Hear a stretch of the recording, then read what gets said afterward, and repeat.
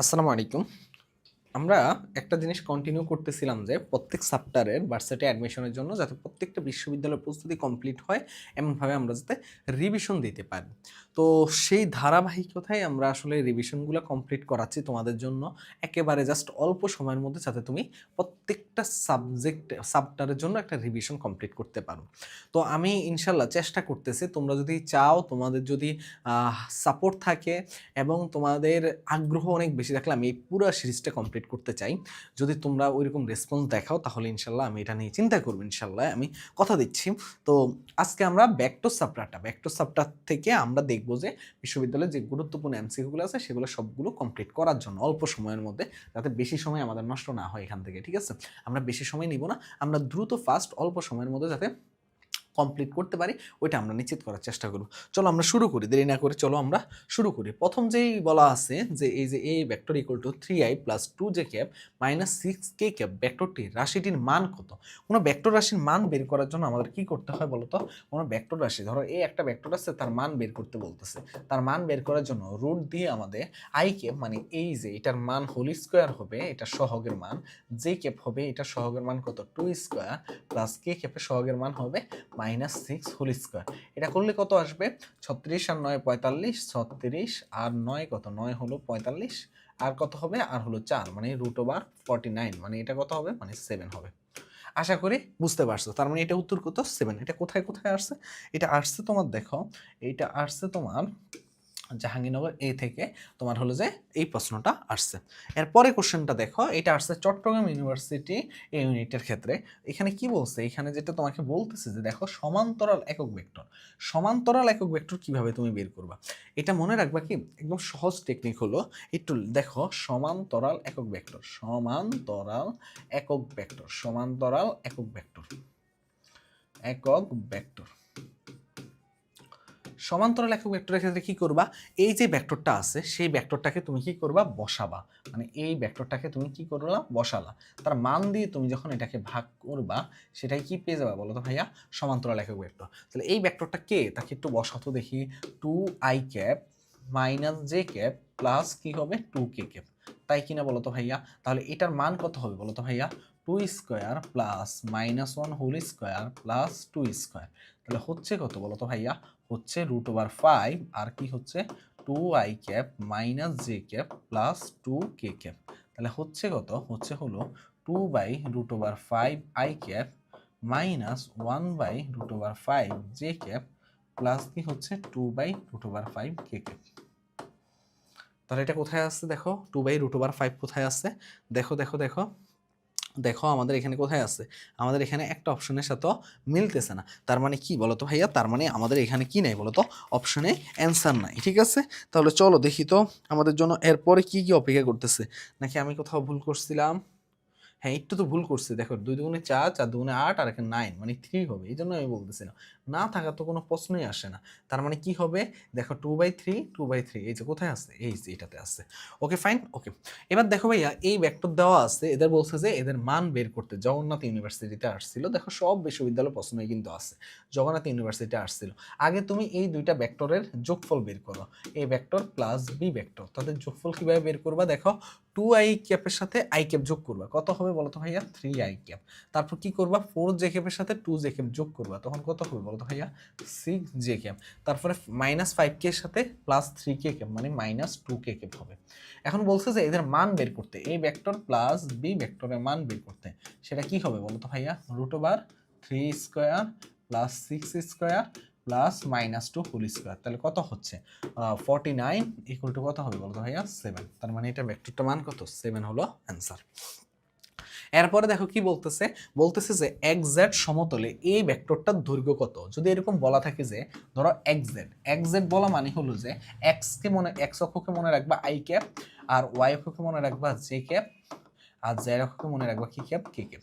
তো যখন দেখো এই যে দেখো মানে বিষয়টা হয় কি এমন থাকে, তো এই এক্স অক্ষ ওয়াই অক্ষ ধরলাম জেড অক্ষ, তো I cap J cap K cap এরকম থাকে, তখন তুমি কি করবে বলো তো ভাইয়া, এক্স জেড অক্ষ বলছে মানে এক্স জেড যদি সে বলছে সমতলের মধ্যে, তার মানে কাকে কাকে কাউন্ট করবা, এক্স জেড তল বললে 3i ক্যাপ এক্স কে আর জেড কে কাউন্ট করবা 4k ক্যাপ। বলছে এটা দৈর্ঘ্য কত, এরকম দৈর্ঘ্য জিজ্ঞেস করলে রুট দিয়ে 3 স্কোয়ার প্লাস 4 স্কোয়ার মানে কত হবে বলো তো ভাইয়া, 9 প্লাস 16 ইকুয়াল টু হবে 5, ইকুয়াল টু হবে কত 5। আশা করি বুঝতে পারছো।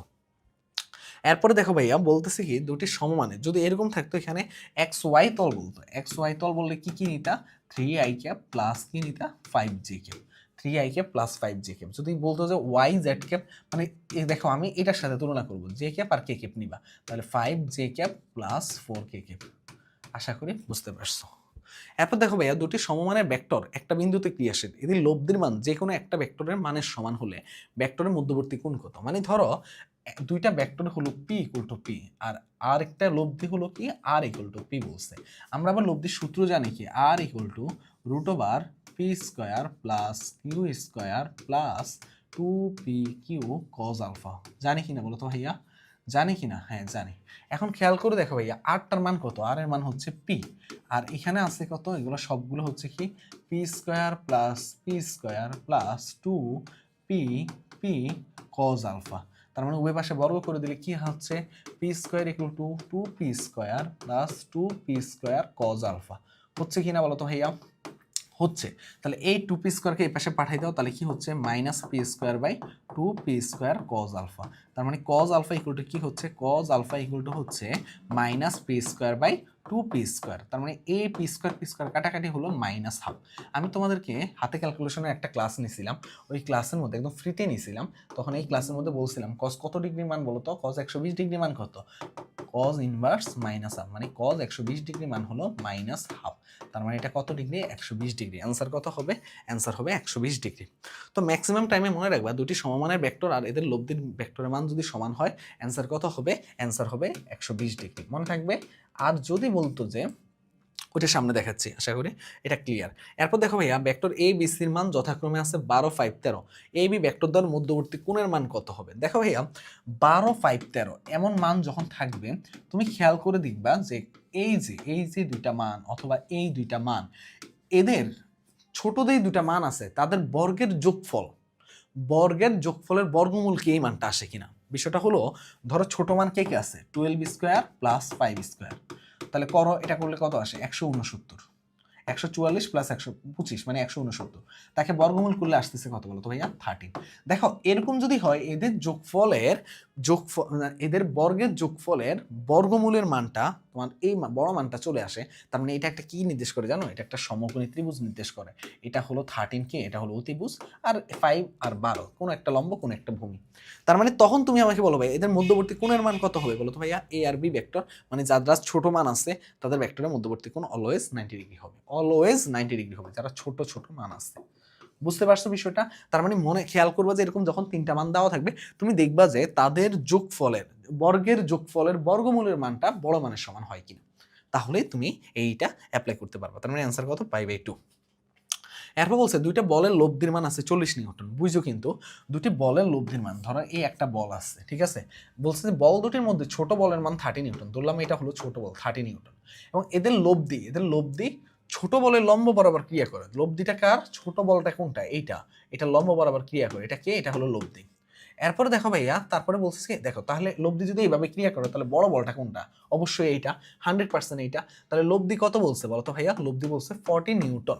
তাহলে তোমরা আমাকে বলো ভাইয়া এইটা, এই যে একটু খেয়াল করে দেখো, এইটা এইখানে যা আছে এইখানে দিল তাই হবে না বলো তো, একই জিনিস না এইটা আর এইটা, তার মানে কি এইটা কে বলো তো ভাইয়া, এটা হলো বড় বলটা। তুমি আমাকে বলো ভাইয়া এটা পিথাগোরাস অ্যাপ্লাই করলে কি হবে, লব্ধি স্কয়ার, দেখো বড় বল সমান সমান কি হবে, বড় বল সমান সমান হবে রুট ওভার লব্ধি, এই যে লব্ধি স্কয়ার প্লাস কি হবে ছোট বল স্কয়ার মানে 30 স্কয়ার, মানে মানটা বসায় দাও, লব্ধির মানটা কত বলছে 40 স্কয়ার প্লাস 30 স্কয়ার, তাহলে আসতেছে কত দেখো রুট ওভার 1600 কিভাবে 4 মানে 4 এর স্কয়ার হলো 16 আর 0 এর স্কয়ার মানে দুইটা শূন্য আসবে, আর 3 এর স্কয়ার 9 আর দুইটা শূন্য আসবে 900, আসতেছে কত 2500, তাকে বর্গমূল করলে হবে কত বলো তো ভাইয়া 50। অ্যান্সার কত, অ্যান্সার হলো 50 নিউটন। এরপরে বলতেছি কি এই যে দুইটা ভেক্টর আছে তাদের স্কেলার গুণফল, মনে রাখবা যে স্কেলার গুণফল করার নিয়ম কি, এই যে দেখো এদের স্কেলার গুণফল বা ডট গুণফল যেটাকে বলা হয়, এটাকে অনেক সময় কি বলা হয় ডট গুণফল। ওকে, এটা করার নিয়ম কি মনে রাখবা যে এই যে আই ক্যাপের যে সহগটা আছে আর এইখানে আই ক্যাপের যে সহগটা আছে 9 যেহেতু তার মানে 0 আই ক্যাপ প্লাস এটার গুণফল মানে 2 ইন্টু 0 প্লাস এখানে যে ক্যাপের সহগ আছে কত 1 আর এখানে যে ক্যাপের সহগ আছে কত 4 কত আছে 4 প্লাস এখানে কে ক্যাপের সহগ আছে কত বলো তো ভাইয়া -1 আর এখানে আছে কত -1, তাহলে এটা করলে কত আসতেছে দেখো তো ভাইয়া 4 আর হলো +1 মানে হলো 5, 4 আর হলো 5, তাই কিনা বলো তো ভাইয়া? এখানে কি অ্যান্সার আছে? এখানে অ্যান্সার নাই, এখানে অ্যান্সার নাই। তার মানে আমরা বুঝলাম যে এখানে কি নাই বলো তো? এখানে এটার অ্যান্সার আমরা পাচ্ছি না। তার মানে বুঝলাম যে কি? বুঝলাম যে নাকি অ্যান্সার তো থাকার কথা, কোথাও ভুল হয়েছে কিনা দেখো তো। 2i আই ক্যাপ নাই, জে ক্যাপ মানে 4 নাই, অ্যান্সার নাই। তার মানে কি? তার মানে হলো যে আমরা অ্যান্সার হবে কত 5 হবে অ্যান্সার। এরপরে আসো ভাইয়া, এরপরে আসো কি বলতেছে 20 নিউটন আর কি বলতেছে 60 নিউটন। ঠিক আছে, 60 নিউটন মানে দুটি ভেক্টরের মধ্যকার কোণ বলছে 30 হলে রাশিটির লব্ধির মান কত? আমরা কি জানি লব্ধির সূত্র কি জানি? r = p square plus q square plus 2pq cos alpha, তাই কিনা? তো এখানে বলছে দুটি ভেক্টরের মধ্যকার কোণ কত বলছে 30 ডিগ্রি, তার মানে আলফার মান 30 ডিগ্রি। আগে পি এর মান বসায় 21t square plus 60 square plus কি হবে 2 ইন্টু 20 ইন্টু 60 আর cos আলফার মান কত? cos 30 ডিগ্রি মান হলো √3/2। ওকে, এটা দেখো, এটা হবে কত 400, কারণ নিয়ম কি 2 এর স্কয়ারকে আর 0 এর দুইটা স্কয়ার হয়, 6 কত 36 আর কয়টা জিরো আসবে? দুইটা জিরো। আর এখানে কি হবে cos 30 ডিগ্রি মান কত? √3/2 আর এখানে আছে 2 ইন্টু, তাই √3/2 এই 2 কাটাকাটি, তাহলে থাকতেছে কি এখানের মধ্যে? আলটিমেটলি এখানে থাকতেছে যে √3 আর কি থাকতেছে 20 ইন্টু 60। ঠিক আছে, তাহলে এখান থেকে আসতেছে কত? এখান থেকে আসতেছে 4000 আর এখান থেকে আসতেছে যেটা 6 দুগুণে 12, 1200√3। তো এই মানটা না তুমি চাইলেও আর বেশি দূর আগাইতে পারবে না, কারণ এরকম যে মানটা আছে দেখো √3 মান কত? √3 মান হলো 1.73। তাহলে তুমি আমাকে বলো ভাইয়া 1200কে 1 দিয়ে গুণ করলে তো 1200ই হয়, আর 7 দিয়ে মানে 0.7 দিয়ে 1200কে 0.7 দিয়ে গুণ করলে কত হইতে পারে? 7 12 কত? 84, 7 12 কত? 84, বুঝো কিন্তু। তার মানে 840 হবে, মানে একটু ছোট হবে অবশ্যই। 0.7 দিয়ে গুণ করা মানে কি? যদি 1 এর চেয়ে কম কাউকে দিয়ে গুণ করবো অবশ্যই মানের চেয়ে ছোট হবে, তার মানে হবে কত? 840। ধরে নিচ্ছি একটা মান, এটা যে এক্সাক্ট হচ্ছে তা না, কারণ 0.73 ছিল, তার মানে 840। তার মানে এখান থেকে করলে এটা কত হবে দেখো তো? √4840। এখন 4840 এটা কার আশেপাশে? দেখো কার আশেপাশে একটু চিন্তা করো তো। 49 কে বলো তো ভাইয়া? ধরো এটাকে 4900 ধরলাম, 4900 ধরলাম, তার মানে এটা কার আশেপাশে? 70-এর আশেপাশে না বলো তো ভাইয়া? এখন অপশনে এখানে 67 আছে, 77 আছে, তোমরা চিন্তা করে দেখো তো অ্যান্সার কোনটা হইতে পারে? অ্যান্সার আমাদের এখানে কোনটা হইতে পারে? 77 হবে নাকি 70 হবে? অ্যান্সার কোনটা হবে বলো ভাইয়া? অ্যান্সার এখানের মধ্যে আমরা কি কনফিউশনে পড়ে গেছিলাম। কারণ কি? কারণ হলো যে আমাদের এইখানের মধ্যে হয়তোবা মানের মধ্যে একটা বড় পার্থক্য হয়েছে, যে 1.73 এটাকে গুণ করার ফলে দেখো একটু ভুল করছে ভাইয়া, এখানে একটা ভুল করছে। আমি কি ভুল করছে দেখো? 0.73 তো এটা গুণ করছে, আর 1 যে ছিল 1200 এটা তো যোগ করি নাই, তার মানে এই জন্যই মিলাইতে পারতেছিলাম না। 1200 প্লাস 840 তাহলে কত হবে বলো তো ভাইয়া? 1200 প্লাস 840 কত হবে? হাতে ক্যালকুলেশনটা একটু খেয়াল রাখো ভাইয়া। 840, তাহলে এখানে কত হচ্ছে? এখানে হচ্ছে যেটা তোমার হলো যে 52 8 60, তার মানে কি 52 8 60 মানে 6040। এইবার তুমি আমাকে বলো ভাইয়া এটা কার আশেপাশে হবে? এটা কার আশেপাশে? 80 এর আশেপাশে না? মানে 80 তো এরকম, মানে 80 এর আশেপাশে বলতে গেলে ধরো 77, কারণ 80 তো কার কাছাকাছি? 6400 কাছাকাছি, মানে 80 হবে। তার মানে এটার আশেপাশে হবে, তার মানে আশেপাশে মান 77। আশা করি বুঝতে পারছো, কিন্তু এই সময় ক্যালকুলেটর ছিল, এটা ক্যালকুলেটর ছাড়া আমরা করছি, এখানে একটু প্যারা হয়ে গেছে। ঠিক আছে, এরপরে আসো ভাইয়া, এরকম যদি বলা থাকে যে দুটি সমমানের ভেক্টরের একটা বিন্দুতে ক্রিয়াশীল, তারা পরস্পর 240 ডিগ্রি কোণে ক্রিয়া করলে তাদের লব্ধির দিক কত? যেহেতু ভেক্টর বলছে দুইটা সমমান মানে p = p, আরেকটা জিনিস হলো এদের মধ্যবর্তী কোণ মানে আলফার মান দেওয়া আছে 240 ডিগ্রি। আমাকে বলছে কি থিটার মান বের করতে, তাহলে tan θ = কি জানি বলো তো ভাইয়া? আমরা একটা জিনিস জানি যে তোমার কি হলো যে বলো তো ভাইয়া কি একা থাকবে বলো তো ভাইয়া? উপরে থাকবে পি সাইন আলফা, তাই কিনা বলো তো ভাইয়া? পি সাইন আলফা বসাবা, আর কে একা থাকবে বলো তো ভাইয়া? যে কোনো একটা q plus p cos alpha, যেহেতু এখানে সব একই তার মানে p plus p cos alpha হবে। ওকে, এখন আলফার মানটা এখানে বসাই দাও। বসাই দিলে কি আসতেছে? Tan theta equal to p sine alpha, দেখো পি সাইন 240 ডিগ্রি, এটা করে আরেকটা হলো পি প্লাস কি পি কজ 240 ডিগ্রি। এখন সাইন 240 ডিগ্রি মান কত? খেয়াল করে দেখো, সাইন 240 ডিগ্রি মান হলো সাইন 240। এটাকে কিভাবে লেখা যায় দেখো তো? সাইন লেখা যায় কিভাবে? 180 প্লাস 60। এভাবে ভাঙানো লাগবে ভাইয়া, কিছু করার না, আমাদের হাতে ক্যালকুলেশন। তার জন্য আমাকে কি করতে হবে? দেখো 180 এই চতুর্ভাগ, তার চেয়ে এই বেশি, এই চতুর্ভাগে কি সাইন নেগেটিভ, তার মানে মাইনাস। আর বলো তো ভাই 180 ডিগ্রি কি 90 ডিগ্রি গুণিতক জোড় না বিজোড়? জোড়। তাহলে কি এটা কি হয়ে যাবে বলো তো ভাইয়া? সাইনই থাকবে, মানে মাইনাস সাইন 60 ডিগ্রি, মানে মাইনাস √3/2। তার মানে এটা কত হলো? এটা হলো, এই যে দেখো, এটা হলো কত? এটা হলো মাইনাস √3/2, আর cos 240 ডিগ্রি কি হবে? সেম ভাবে এটা কি হবে? cos 240 ডিগ্রি, কি হবে? cos 180 প্লাস 60, এই চতুর্ভাগকে cos নেগেটিভ, তার মানে মাইনাস, আর কি হবে তাহলে? cos 60 ডিগ্রি হবে।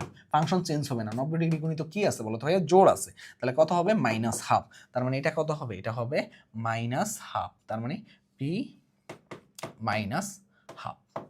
ওকে, p½ মানে p/2। তাহলে এটা করলে যা হবে দেখো, এটা হলো ক্যালকুলেশন করলে কি আসবে? টেন থিটার ইকুয়াল টু কি আসবে তোমার? হলো যে -√3p/2, আর এটা আসবে 2p - p, তার মানে হলো কত? p/2। তার মানে এখানে আসতেছে কত দেখো তো? এখানে আসতেছে -√3, মাইনাস কত আসতেছে? মাইনাস আসতেছে √3, আর কি আসতেছে দেখো তো? আর আসতেছে √3, আর এখানে আসতেছে পি, আর পিপি কাটাকাটি, তার মানে শুধুমাত্র √3 থাকতেছে। তার মানে থিটার ইকুয়াল টু কি হবে? Ten inverse -√3। এখন কথা হলো যে -√3 মান কত? -√3 মান কত?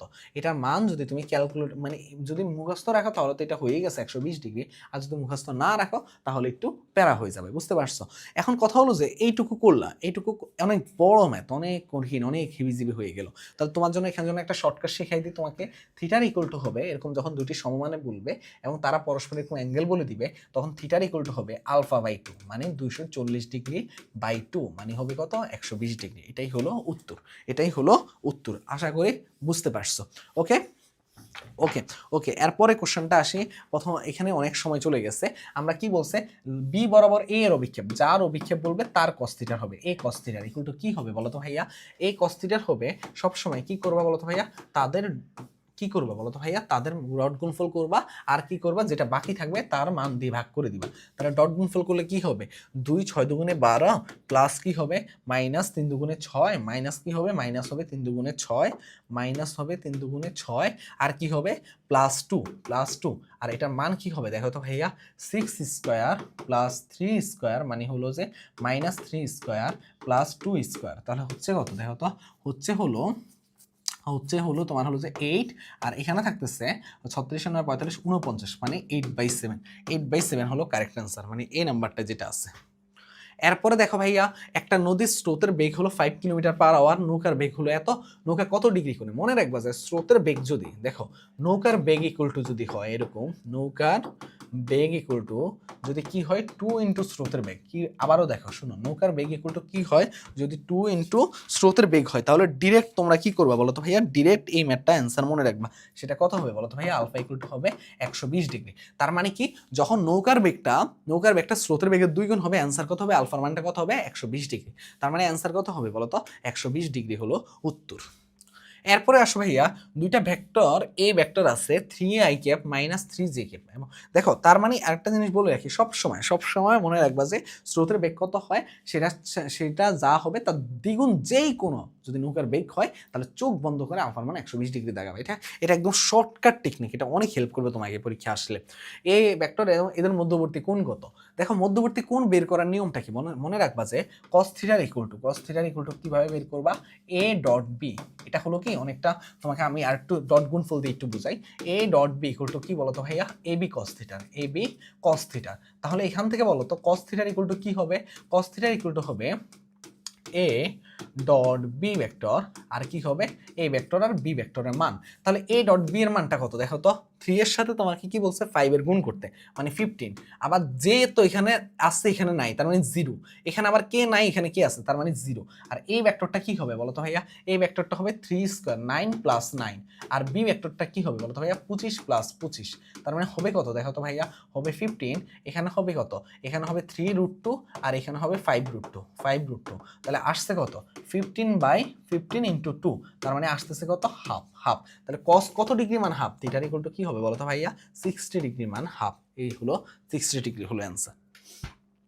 এরপরে দেখো ভাইয়া, পি আর কিউ দুইটা ভেক্টর আছে, এদের মধ্যবর্তী কোণ কত। সেম ভাবে তুমি cos থিটার মান বের করবা। এটা হলো তোমার জন্য SW, এটা হলো তোমার জন্য SW, সেম নিয়মের ম্যাথ।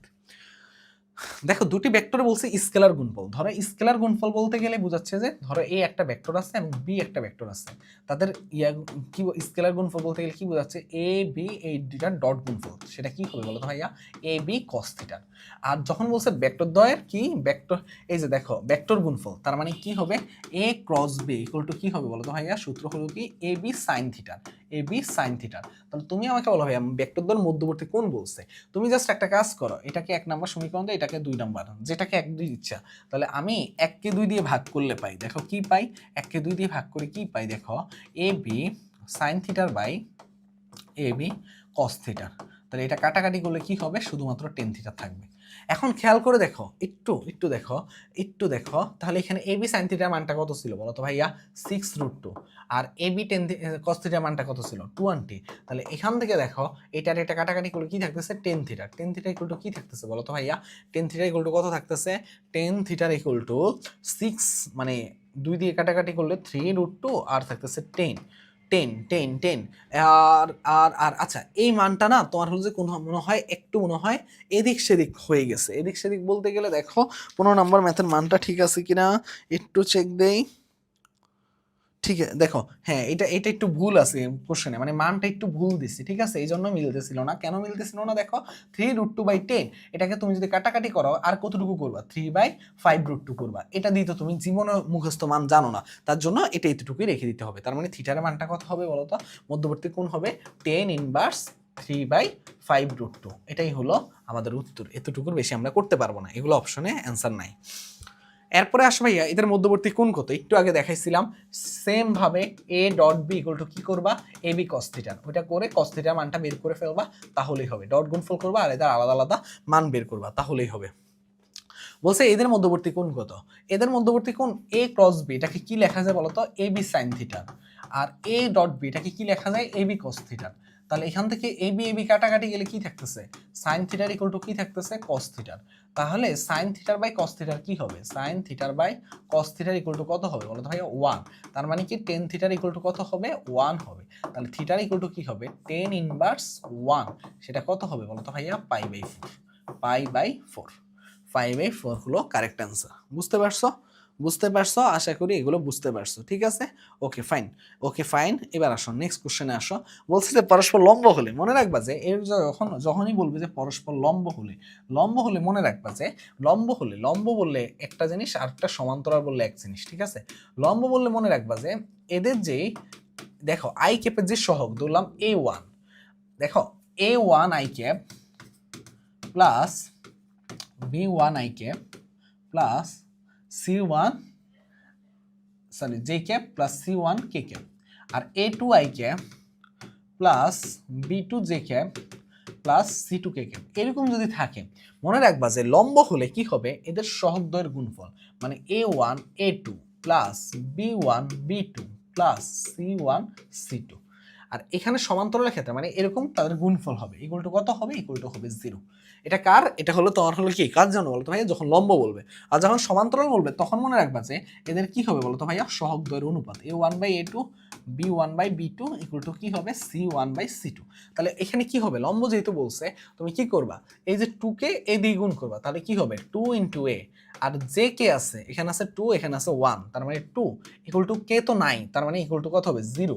তাহলে 2a ইকুয়াল টু কি হবে -2 আর a ইকুয়াল টু কি হবে বলো তো ভাইয়া, -1। এর মানটা কত, -1। আশা করি বুঝতে পারছো। সেম ভাবে দেখো শিখাই তো দিলাম, এটাকে যখন লম্ব বলছে তার মানে কি হবে, 2 ইন্টু -2 মানে -4 প্লাস এখানে আছে 1 এখানে আছে আলফা প্লাস আলফা আর এখানে আছে 1 এখানে আছে -2 মানে -2 ইকুয়াল টু 0 তার মানে -6 plus alpha equal to 0 alpha equal to 6 এই তো শেষ।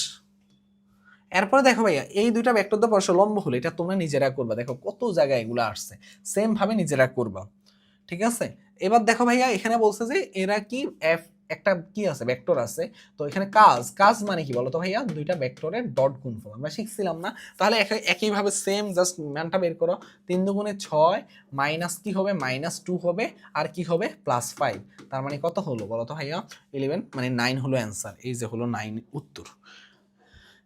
এরপরে দেখো ভাই এরকম যদি এটার মান বের করতে বলে তখন কি করবা, দেখবা যে আই কেপের সহগ নাই তার মানে 0, যে কেপের সহগ আছে তার মানে কি হবে 1 ইন্টু -3, অ্যান্সার কত হবে বলতো এই -3, কারণ কে কেপ তো নাই, না থাকলে তো 0। এরপরে বলছে যে এই যে পরস্পরের উপর লম্ব হলেই এর মানটা কিভাবে বের করবা শিখাই দিচ্ছে আগে, যখন এই যে দেখো পরস্পর লম্ব হলে এর মান কত শিখাই দিচ্ছে।